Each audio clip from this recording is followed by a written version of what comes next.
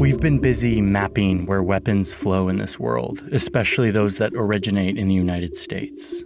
And this is part 2 of a series on the arms trade. If you watched part 1, you'll already know that there's a long history of businessmen getting rich off of war. But I wanted to see what the weapons trade looks like today, using data. So after months of working on this, we finally got a map that looks nice. It looks pretty. The thicker the lines, the more weapons flow. So in this video, I want to go deep into these lines to show you what they can teach us about how the United... If one more person sends me my friend Boy's latest video on the CIA, which is already fucking here, okay? I'm gonna lose it. I'm gonna lose my fucking mind. Dude, I promise you. I swear to fucking Christ. Okay? I swear to Allah. I swear to Christ. I swear to the Prophet Muhammad. Okay? I know that there's a Boy CIA video, okay? I don't know how to communicate this to you, okay? I love you all. I know you get really excited. You're like, dude, you gotta watch this. I know. And it's sick. It's so cool that you guys see a cool video and you're like, oh God, I can't wait for Hasan to watch this, okay? It fills my heart with joy. But you know what doesn't fill my heart with joy? When I see that same message in the chat adding me for the 7,000th time today, okay, I promise I'm gonna react to it. Wallah, I'm gonna react to it. I promise you, okay? Please stop posting it over and over again. Jesus fucking Christ, dude. The United States projects its power, about what happens when you sprinkle weapons all around the globe.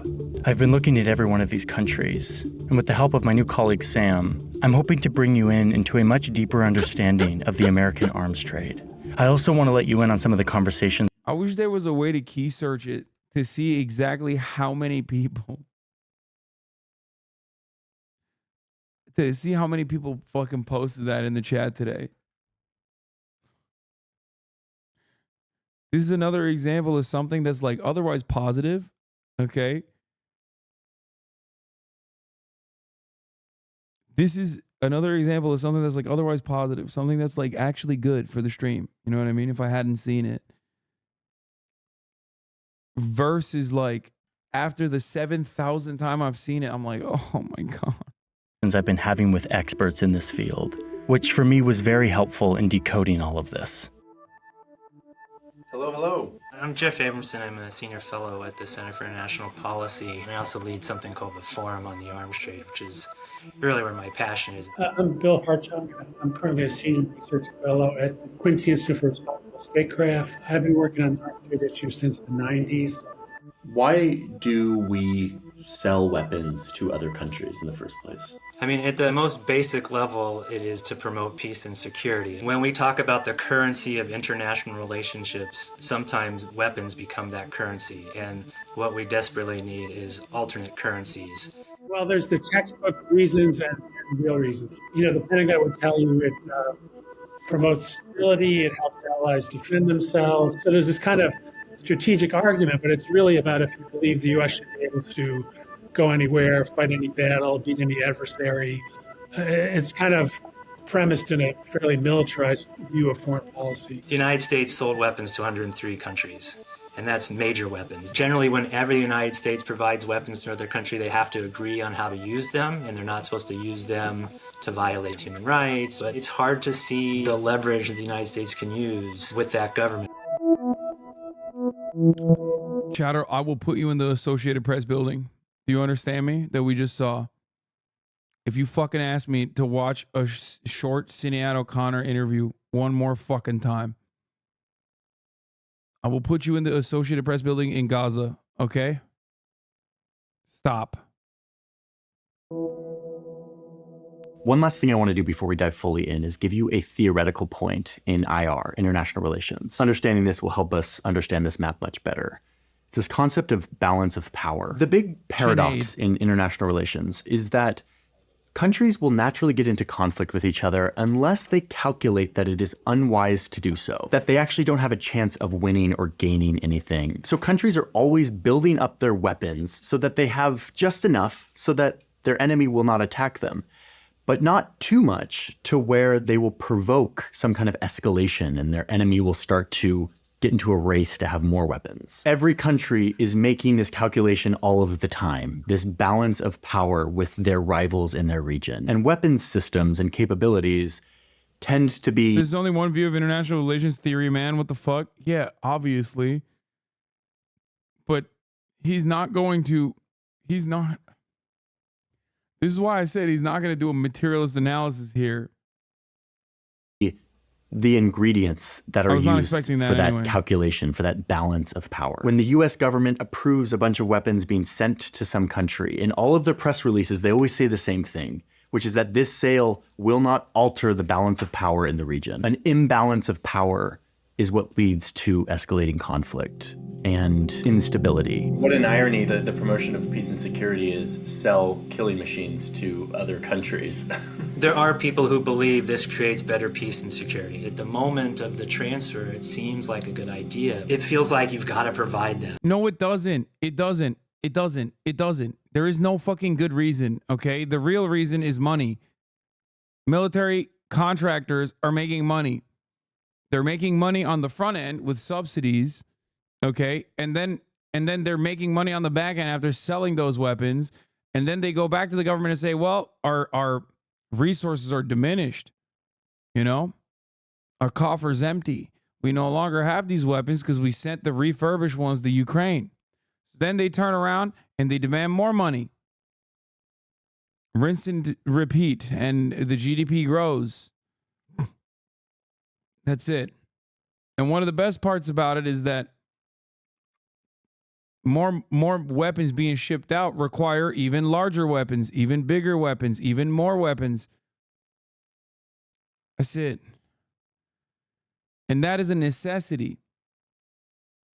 That's a necessity. Constant conflict has to occur. Constant conflict has to occur so that we can continue exploiting the global south, places where the conflict does actually occur. And sometimes that culture of war comes back and knocks on our door, okay? These violent means do sometimes have violent ends. The chickens do come home to roost, 9/11. But guess what? 9/11 also feeds into the profit margins of the military-industrial complex. Because that means we need more weapons now. Dude, they hit us home. More weapons, more weapons, more weapons. Bigger weapons, better guns.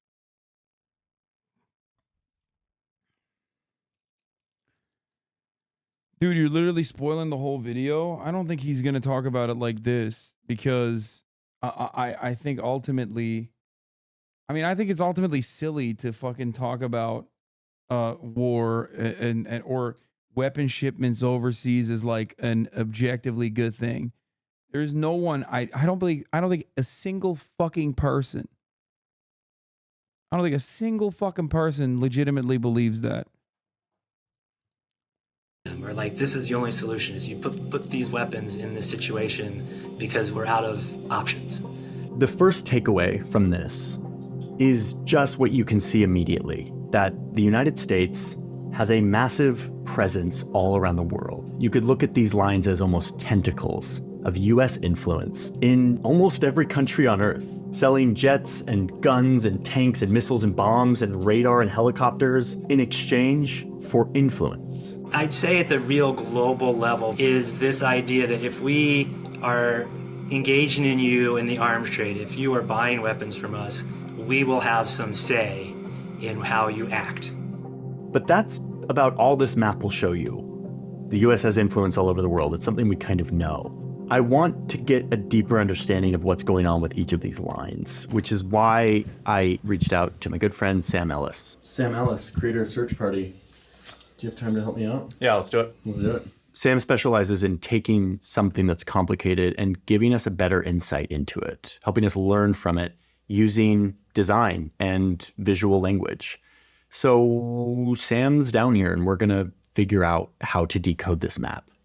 There's a place that collects all yeah, of that's it. our guy.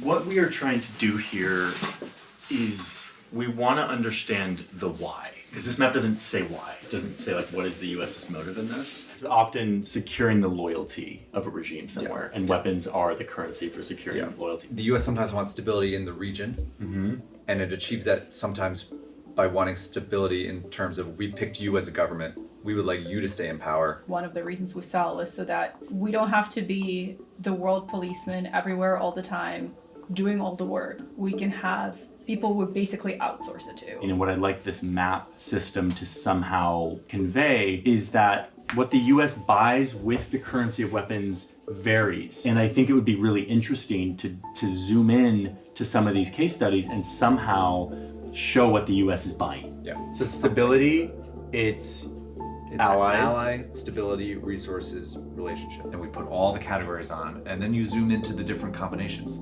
Let's zoom into Saudi Arabia, they have all four. Why do they have all? This literally feels like first year IR majors discovering why we can't just bomb Iran. Yeah, I mean, in some respects, it's like fun and cool to see people who otherwise have not been educated on this matter. Not the guys in the video, just the people watching, get like basic international relations in a more digestible format with like cool maps and a bunch of like former Mormons sitting around looking like hipsters.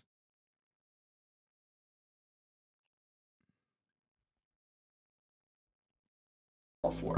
Let's go to Colombia, they have two. Why two? So when we zoom into these cases, we should be more descriptive and less analytical. So like, what do you think the map is gonna look like?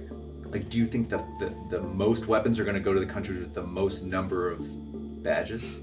Yes. At the end of the day, there is a deep underlying force in all of this, which is that the more weapons we sell, the more money they make. Yeah. And the people in this town want to make a ton of money. Okay, so the goal here is to take this map, which shows who the US is selling weapons to, and add what they're asking for in return. But that's a lot easier said than done. Because the US doesn't say exactly what it wants back for these countries in exchange for weapons, it's hard for us to make any definitive claims. But I think if we look at these countries' locations, I think you need to look at America as like 10 companies in a fucking trench coat. And then a lot of this stuff will magically make a lot more sense. Okay? Because the American government doesn't operate with a higher purpose. It operates with a very simple purpose. And that is to, one, maintain global capitalism, and two, do it while earning a tidy profit for our mega corporations. The weapons manufacturers and the defense industry that's it. That's like the two primary industries. their history and their relationship with the US, we can surmise that the US is asking for basically 5 main things: stability, alliances, friendship, help against an enemy or a rival, and vital resources. So we looked at the more than 100 countries that the US sells weapons to and tried to estimate what they could give the US in return. And then we mapped it.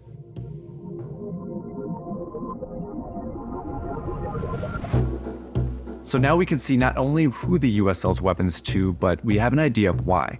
And although this is based on subjective estimations by us, it's still useful to see that American weapons come with expectations, namely that these countries will help the US project its influence and its power all over the globe.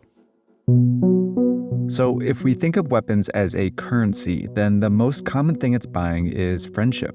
Weapons are one of the most effective ways for the US to get other governments on its side. And so it's a goal of almost every weapons deal. But some countries have more to... Bro, there's nothing more Ameribrained. And I'm thinking about this from the framework of like domestic politics, where you talk about weapons as a commodity where you barter friendship on the other side of said commodity. Like, no wonder we're the most fucking gadded up country on the planet. Okay?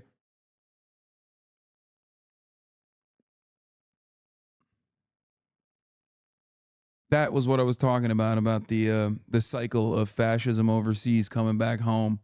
The chickens coming to roost. That's another impact of that. We have a very violent culture that props up this weapons manufacturing.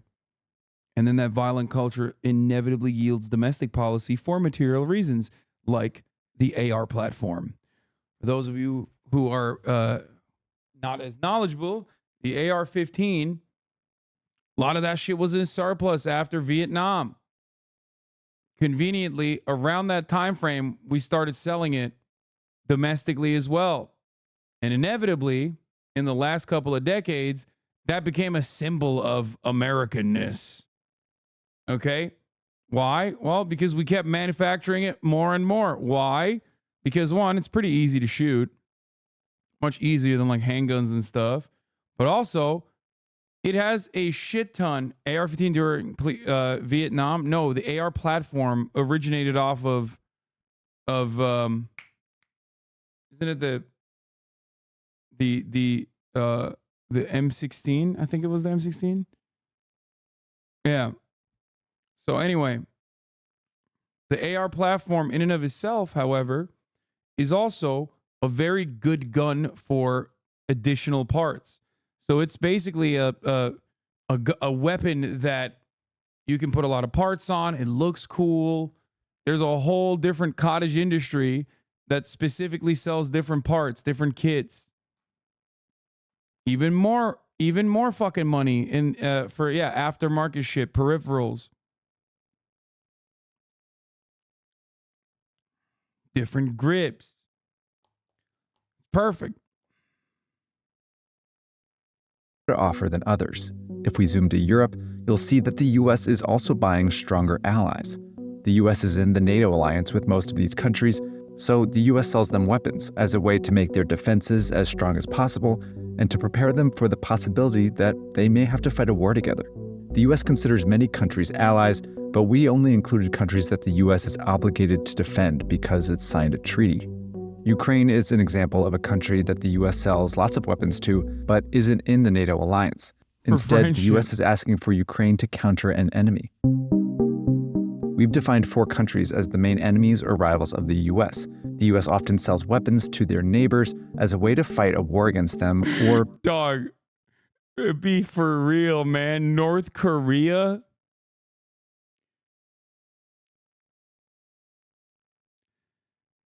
It's just like North Korea, really? Like that's a valid threat? North Korea, the great rival of the United States of America. Yeah, M16 is very modular and easier to take apart than Korean World War II era rifles, along with smaller rounds compared to the 30-06. You can have 4 rounds of 5.56 for the same weight. Okay, dude, gun perverts. Deter them from starting a new one. Russia invaded Ukraine in 2014, and so the U.S. is selling Ukraine It's like saying one of your rivals is a fucking kid. Yeah, what are we? We are the most Israel country, bro. Israel is so us. You know, their biggest rivals are like Palestinian babies. So it's very America. And in exchange, the U.S. is stopping Russia from conquering it and other countries in the region. In the Middle East, the U.S. sells weapons to a number of countries as a way to counter its other enemy, Iran. The primary example is Israel, who gets a huge number of weapons from the U.S. But the U.S. also sells weapons to countries that control vital resources that it needs. In the case of Saudi Arabia and the Gulf states, that's oil. The only power the Democratic People's Republic of Korea is that they don't see ads at the top of the hour, unlike you motherfuckers. But if you want to also live the glories of being a part of the Iacha Republic, you know, Cholima on the wing type shit, all you need to do is subscribe for $5 or for free. Iacha! Yeah, the Jusha lives on. Here's the 3-minute break now. But a vital resource can also mean a strategic passageway, like the Suez Canal in Egypt, where a lot of the world's shipping goes through. By selling them weapons, the U.S. is asking these countries to protect and give it access to these resources. In Africa, the U.S. sells weapons to many governments, not just to secure resources, but also to try and make them more stable. War and coups have made many regions in Africa volatile and unpredictable. And the U.S. hopes that by selling weapons to these governments, it can help them stay in power and maintain the status quo. It's important to understand that these labels often overlap, like in East Asia. China, a major U.S. rival, is pushing to assert its control over this region, and the U.S. is responding by selling weapons to countries standing in its way. Some are allies. Some control vital resources, like Taiwan's semiconductor industry. Then there are many that the U.S. feels it needs to strengthen so that China can't destabilize the region. So now we can see not only where these weapons flow, but why. The definitions are based on some subjective categories that we came up with, but even still, it's useful to see that American weapons come with expectations that these countries will help the U.S. project influence and power all over the globe. Okay, thank you, Sam. Man, I'm glad Sam came into this story. He is the master of taking complex systems and breaking them down to get a deeper understanding of really rich data. Search Party is the channel I started with Sam last year, and it is awesome. It is similar to what we do here, but with a very different journalistic approach.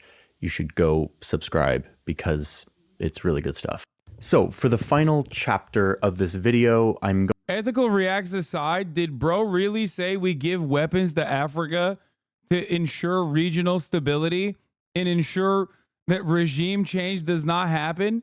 Like, we're just going to glance over that as though historically this has been a good thing? Not just in Africa, but like, you know, my man, what you're describing, if left alone, implies that like the Iran-Contra scheme that we set up was an objective good. Okay? Like how are you... I can't tell if they're trying to say this is what America claims and we don't agree with it, or if they straight up are just like lapping up the propaganda.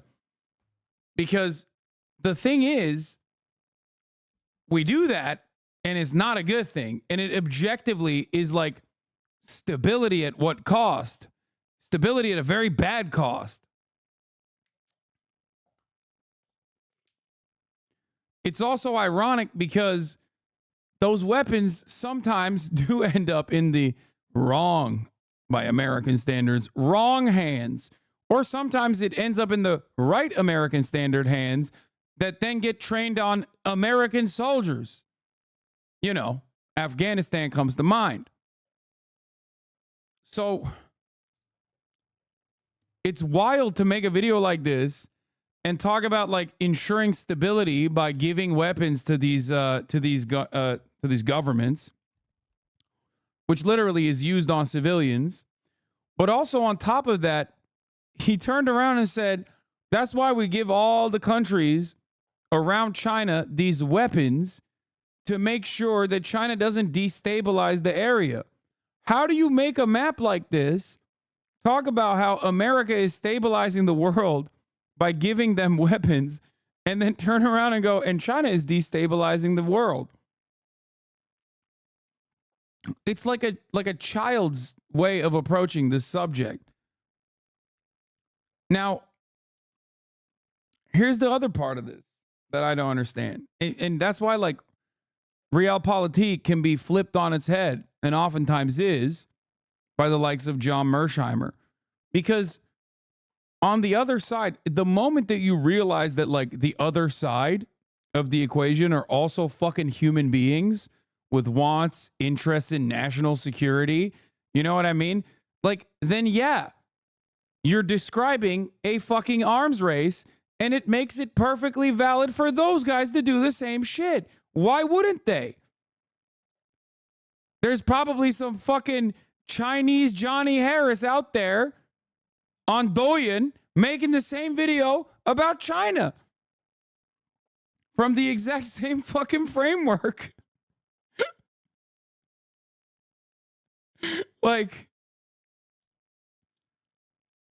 what is happening here? Like, do you not just think that like those, like if you just leave it at this is ensuring regional stability for states that are aligned with the United States of America, and you don't think about like human beings on the other side of that equation, you know, because you talked about the four big evils, our four foreign adversaries: China, Russia, Iran, and the mighty Democratic People's Republic of Korea, of course. Who could forget?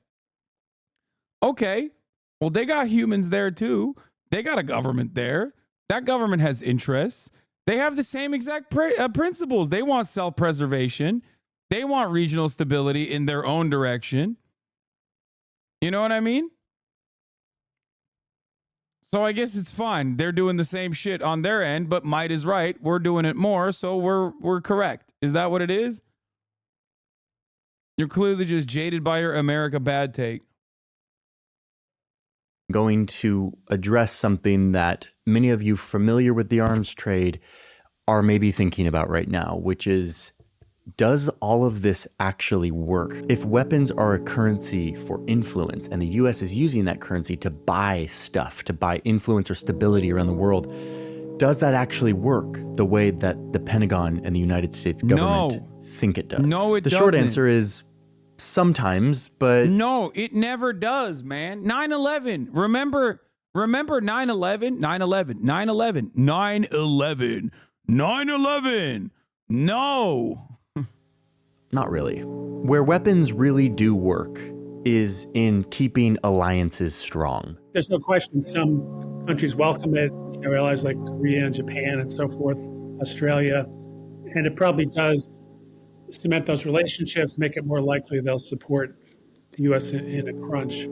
But when it comes to trying to use weapons as an incentive to get countries to behave the way you want them to, that's where it kind of starts to break down. And if other regional actors behaved in the same way that Russia does, you would have 10,000 Ukraines, okay? That's it. The only thing keeping this shit stable right now is Chinese inaction. If we're going to be real about it for a second, that's it. America keeps pushing it. And the only reason why Taiwan doesn't resemble Ukraine is because China is not retaliating or responding in the same way that Russia did. Because it would be objectively bad for everyone. That's it, though. And this isn't even me glazing up China. Okay? I know everyone's going to be like, oh, dude, fucking dick riding China again. Like, no, dude. Look at what they're... Look, when China does the exact same thing from the same framework that they're operating off of, they're doing regional stability.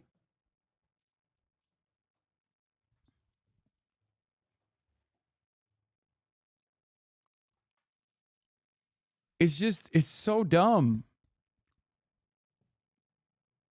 That's the only thing stopping. It's not like these guys are like, oh yeah, we would absolutely be totally on board with like lending a hand if push came to shove on the Japanese front. And it's like, would you be better off as a consequence of that?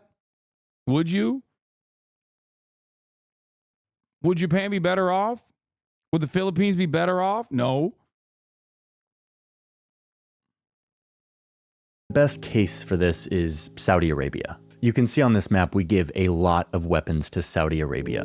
The Obama administration approved loads of weapons transfers to Saudi Arabia, and in doing so, we had some strings attached. A big one being that those weapons could not be used to violate human rights. Or from the horse's mouth, genocide, crimes against humanity, grave breaches of the Geneva Conventions, serious violations of Common Article 3 of the Geneva Conventions, attacks directed against civilians who are legally protected from attacks or other war crimes as defined by 18 U.S.C. 2441. Translation, Saudi Arabia is not to use these weapons against civilians in any of their conflicts. And yet, as even in my lived up poli-sci class, the conclusion that China is a power that is beneficial for the international order, but they just literally aren't America, so it's bad. Yes. Saudi Arabia has been waging this war against Yemen. They've done exactly that. Wasn't a war, it was a genocide. Come on, you just said it. You said it. Using American weapons. They've bombed hospitals, weddings, and even a school bus. And we know that this is American weapons because investigators and journalists have looked at the wreckage of these attacks. Yeah, that it's pretty obvious whose weapon it is when you can go through the rubble and find the fucking signed and sealed shell. And looked at the actual serial numbers, concluding that these are American weapons, that they flow through these lines. Although Saudi Arabia bombs, most people in Yemen view it as an American war. Because it is. Because it is. Because it is. Slaughter people. Because Yemen, it is. There was sort because of it is. because it is an American war, because we are doing it, because we're giving the go-ahead, we're giving the weapons, we're turning a blind eye, we're defending them politically. We are the keepers of the international rule-based order, okay? However, we make the rules and we give the orders. That's just how it works. This notion of, well, they're an oil supplier, they're a bulwark against Iran, and those so-called larger strategic Same with fucking Israel. interests overrode the human rights imperatives. America's involvement in Saudi Arabia also goes beyond just like supplying them with weapons. We also engage in refueling operations for their fucking their jets, their fighter jets that are our fighter jets that we sold them. We also give them the precision guiding for their missile systems. We do everything. Shout out to Bellingcat, the open source investigative journalism project that helped uncover a lot of this stuff. So Saudi Arabia isn't obeying the conditions that we put on these weapons. And Congress tried to pass a resolution that said, why are the Saudis stopped it now? No, China, literally. China facilitated a cessation of hostilities between Saudi Arabia and Iran like a couple months prior to October 7. Yeah, literally. That is true. That is objectively true. Look it up. Literally look it up. I'm not dick riding China. Just look it up. The American response to that was, oh, it's their problem now. Said that they were going to cut off some of this military aid that we were giving to Saudi Arabia. The problem is a lot of the power to approve these weapon sales rests with the executive, the president. So President Trump actually vetoed this resolution. And even under the Biden administration, even though there was a brief pause, the weapons have kept flowing, making it very clear that this leverage that the US thinks it has because it's the provider of all of these weapons is actually kind of reversed. Turns out Saudi Arabia has a lot more leverage than we thought. You know, the idea is that the United States is kind of captured. Bro, Trump said it best. Don't hate the player, hate the game, but he straight up said it.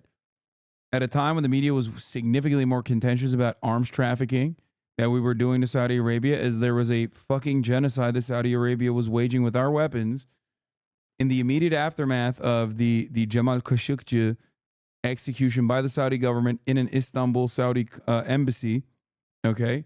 People were like, why the fuck are you still sending weapons to Saudi Arabia? Trump turned around and said, you have $10 billion? They're buying $10 billion worth of weapons. Do you got $10 billion? If they don't buy it from us, they're going to buy it from Russia. You got $10 billion? I'll give it to you right now. Are you the one buying $10 billion worth of weapons? He said it. He straight up fucking said it.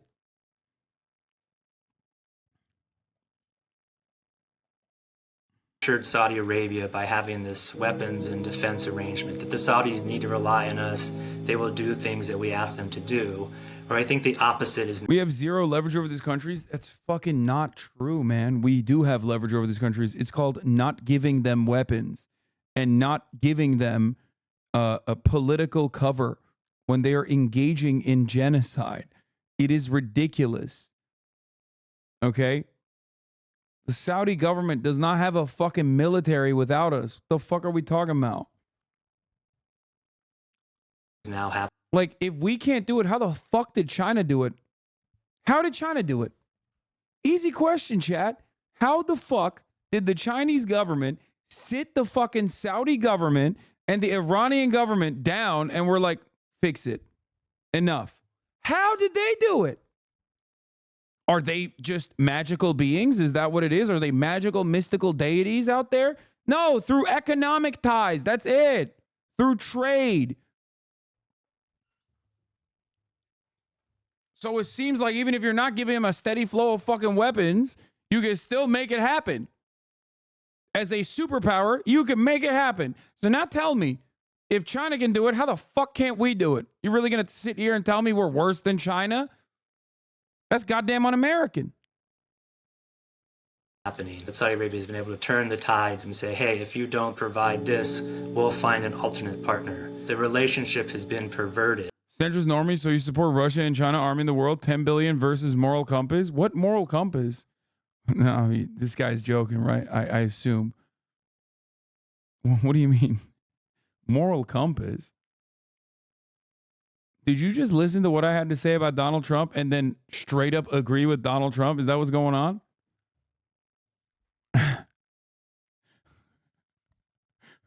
Excuse me. Do you not factor in our moral compass when Saudi Arabia does genocide with our weapons versus Saudi Arabia doing genocide with Chinese weapons? Hello? We're doing a gay genocide, okay? We're doing a genocide, but the weapons have the rainbow sticker next to it instead of the Chinese flag. Have you thought about that? Also, by the way, this we're not even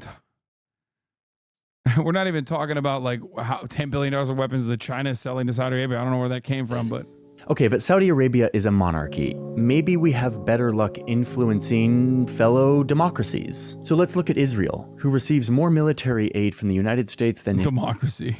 Any other country. I think Israel's the prime example of the lack of leverage that you would think. Oh my God. Ship me off in one of these fucking Mark 84s, dude. I just put me in one of them things, okay? I want to be laser guided. My man said we have no leverage with Israel. That is insane. Okay. If we have no leverage with Israel, stop giving him weapons tomorrow. If we have no leverage with Israel, stop giving him weapons and also stop offering political cover. Why is there a multi-billion-dollar dedicated, not multi-billion, but like hundreds of millions of dollars in fucking in lobbying happening by AIPAC and Democratic Majority for Israel and many other groups if America just simply has no leverage? Why is the Israeli government trying so fucking hard to ensure a steady flow of weapons then? If we have no leverage, just stop. I like the we are small bean narrative here when we're talking about fucking giving weapons to Israel as they continue doing genocide. We're just small bean. And you know who else is the smallest bean of all? Fucking Israel. Israel is also a small bean. They're doing small bean genocide. Come on.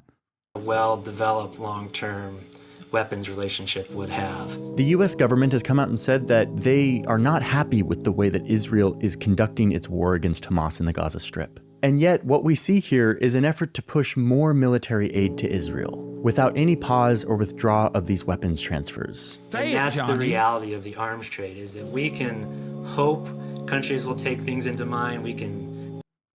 Fuck.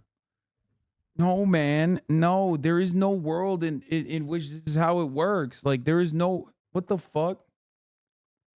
Hey, man, I know my bestie that I gave a lot of weapons to is like robbing banks, but I told him not to rob banks, okay? I'm still going to give him weapons, like more weapons. He said he's out of ammo. I'm going to give him some more ammo. And I'm going to defend him robbing the banks and be like, he didn't mean it. He really needs the money. But I'm still going to give him more arms, obviously. Duh. Fuck you mean? He just said he won't use it to rob the banks while he's robbing a bank. I know he called me from inside the bank and it seemed muffled, like he had a balaclava on. You know, it seemed like he was robbing the bank while he said he wasn't going to be robbing a bank, but I told him not to. You know, what can I do? My hands are fucking tied, dog. Also, he should be able to rob the bank. Israel has a right to rob the bank. I mean, not Israel. My friend has a right to rob the banks, but also don't kill as many civilians next time you rob the bank. And if you're going to kill those civilians, maybe they were bad and they had it coming. Did you know 98% of bank tellers are terrorists? Just an unrelated fact that I wanted to, drop in here. Tell them we want to do things, but ultimately they end up making local decisions for their local needs. There's a lot more cases just like this. Like the Philippines, where the Duterte regime... Bro, we're talking about guns. We're talking about guns. What could be a local need for weapons? We are talking about weapons. What is the local need for weapons? Hello? Excuse me. What is going on here? I am losing my fucking mind. They're literally talking about weapons like they're fucking sending grain, dude. What the fuck? There's only one purpose for weapons, you dumb Ameribrain dipshits. It's to kill, okay? What the fuck? Holy fuck. Americans are so lost, dude.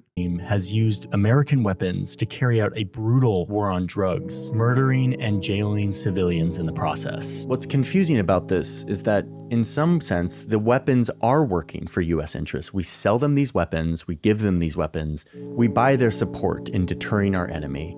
But in the process, these weapons that we use as our currency are used for other things that have nothing to do with deterring our enemy. And sometimes it gets really out of control, like we give a lot of weapons to Turkey, a NATO ally. Turkey will then transfer that to its proxies in Syria, who will use them to fight against American-backed rebels. Now, ask yourself, Johnny, ask yourself this question. If you arrived at this as a YouTuber who seemingly for the first time ever encountered International Relations 101 as a course, do you think the American government doesn't know that? Do you think it's a major secret for them? They're like, oh, fuck, I just watched this video from my favorite YouTuber, Jonald Harris, and I realized, damn, son, we're giving weapons to the NATO ally Turkey, which then are used against American assets and also American soldiers. Dude, what? Fuck, dude. Oh, fuck. We did it again, dude. Fuck. Oh, I hate that, dude. Shit. I got to bring in Lloyd in here. Lloyd Austin. Come in here, dog. I know you got ass cancer. Come in here. You got to watch this fucking video. Jonald Harris, he done did it again. He fucking found it. Oh, shit, dude. My fucking bad. I can't believe that this happened again and again. Afghanistan, and again, Iraq, and again, every Latin American country, and again, and again, and again, and again, and again, and again, and again, and again. Oh, man. I just fucking hate this, dog. Surely it won't happen in Ukraine, so that's a different story. Anyway, let's continue. That are also using US weapons. So American weapons are being used on both sides of a conflict. It just feels a little bit like deja vu from the book that was written 100 years ago, stating that this was a problem, and it still kind of is. The other big issue with using weapons as your main currency for influence around the world is that weapons don't just go away. Back in the 80s, the CIA transferred a bunch of weapons to rebel fighters in Afghanistan who were fighting against the Soviets. Decades later, those same weapons were being used by those fighters and their descendants to fight against Americans who were then invading Afghanistan. Damn. Same thing happened in Libya. We gave a bunch of weapons. Dude, it was a big mistake. Once again, dude, you know, how do we keep doing this? Man, sure seems strange to me. Almost like it's a streamlined process. Weapons there, and they leaked out and ended up in the hands of militants and insurgents in Syria and South Sudan. So if weapons are this currency that don't actually give us leverage and that can create more danger than stability, why do we keep making them and sending them to over 100 countries? There's a lot of answers to that question, but one of them has to do with money. There's a lot of money in making weapons. There always has been since the Industrial Revolution. Lots of these weapons are made all over our country, intentionally creating a network of jobs that no congressman ever wants to vote down. If a congressman votes to make fewer weapons, they could be voting against a factory or production facility in their district. Add to that some of our lawmakers own shares in these companies. If these companies make money, they make money. And yet they're the ones approving the money that goes to these corporations.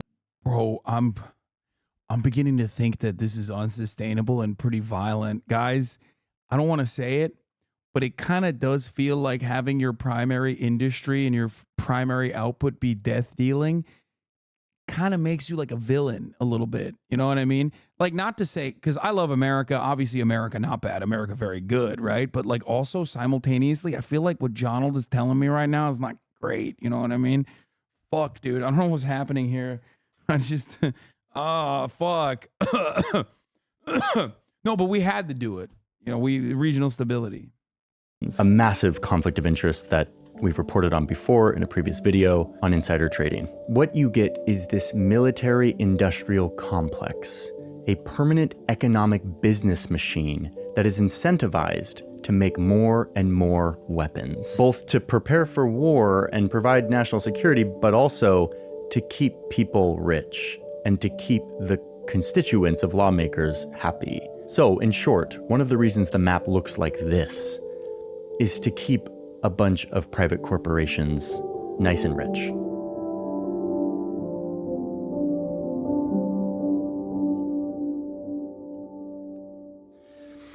Okay.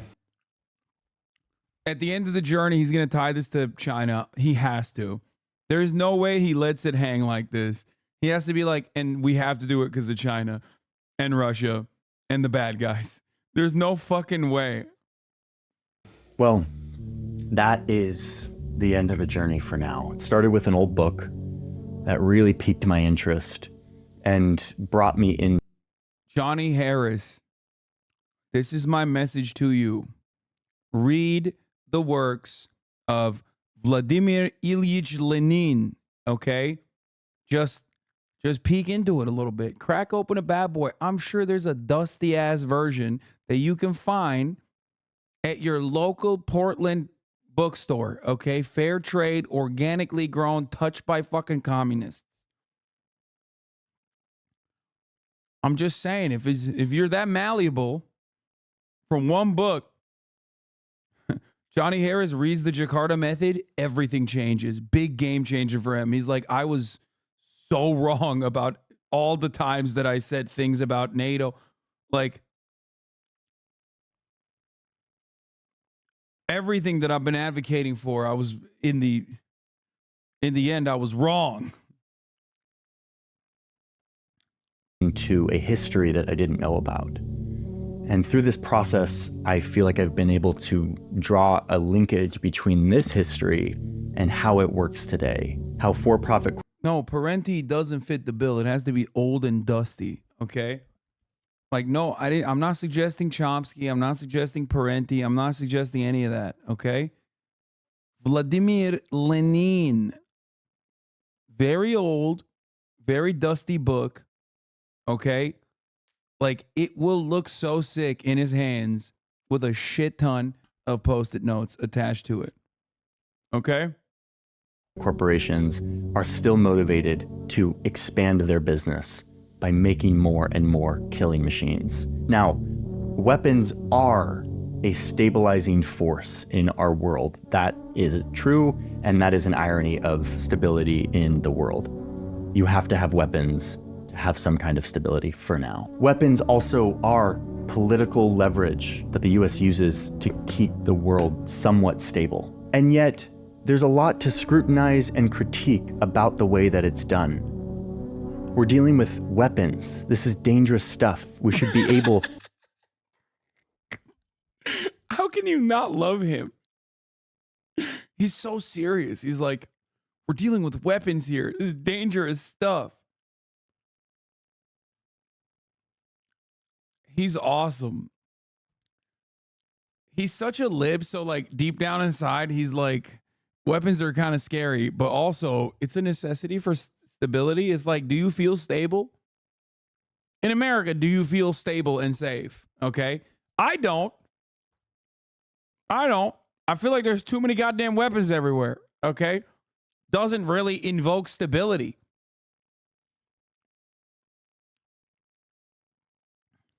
You feel me? Maybe he's on his journey, dude. I don't know. That shit would be poggers if he just becomes like a fucking rugged anti-imperialist diehard.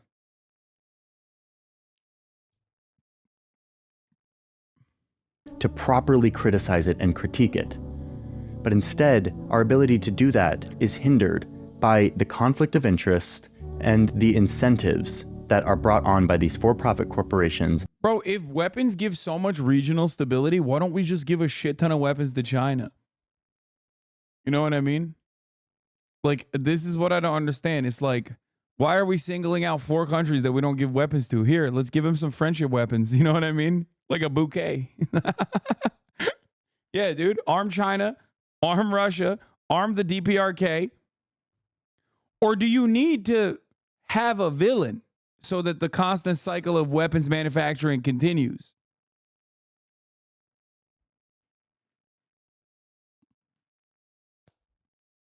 We do to Taiwan? Yeah, that doesn't, no, that's not what I'm talking about. This is the opposite of what I'm talking about. I'm talking about mainland China. I don't understand. I am listening to Donald Harris at face value. This is my most trusted resource. This is my journalistic Joseph Smith, okay? He is my North Star. He is my beacon. He is Muad'Dib. You said, Donald, that weapons are done, they give weapons to these countries for stability and friendship. I think we should be giving China some J-damn fucking Mark 84s like pronto, some friendship weapons. That's what I want. I want friendship. Can we give friendship weapons to Russia? Maybe they'll cut it out. Maybe they'll stop bombing Ukraine if they get that friendship weapon. Also, Palestinians. But that part I do unironically agree with. We should be arming the Palestinian population. We should be doing that. They need an Iron Dome more than Israel right now, okay? We need to give Palestine an Iron Dome right now. This very moment. Tomorrow, we got to give them an Iron Dome. Both sides, baby. Fund both sides, come out on top. And their relationship to our lawmakers. To me, this is what's wrong about the system. It perverts our ability to actually look into it, to actually scrutinize it properly, and to actually make the best decision for the safety and stability of our world. The weapons industry got out of control in the early 1900s and ended up contributing to the worst devastation the world had ever seen, which woke us up to actually being able to criticize this and trying to change it. A lot of those same conflicts of interest that keep war permanent and enriching still exist today. And my hope is that it doesn't take another devastating conflict for us to wake up. Covering war and conflict is something I'm not going to stop doing. My goat, dude. Please keep doing it.